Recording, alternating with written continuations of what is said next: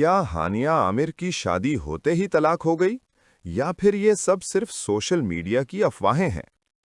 ناظرین، ان دنوں social media پر ہانیہ عامر کے حوالے سے ایک عجیب بحث چل رہی ہے، جس کی وجہ بنے ہیں نجومیوں کے دعوے اور ہانیہ عامر کا طنزیہ رد عمل۔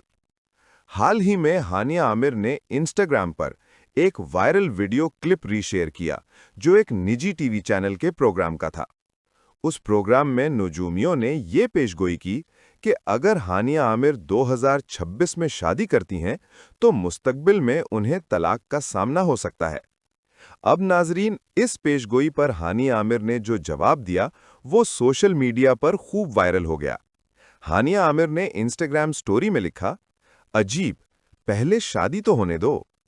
ان کے اس ایک جملے نے نجومیوں کی تمام پیشگوئیوں کو مزاح میں اڑا دیا، اور مداحوں نے اس رد عمل کو بہت سمجھدار اور حقیقت پسندانہ قرار دیا۔